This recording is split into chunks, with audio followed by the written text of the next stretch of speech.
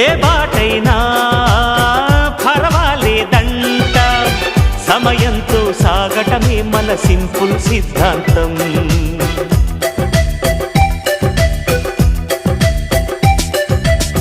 చిరుగాలికి పరిమళమిచ్చే సిరిమల్లెల వనమై ఉందాం, గగనాన్ని నేలను కలిపే హరివిల్లుల బంతెన అవుదాం.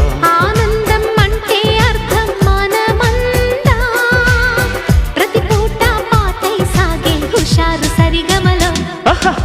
ఎన్నో ఎన్నో రాగాలుండే సంగీతం కాదా, చల్లకి నవ్వుల కేరింత.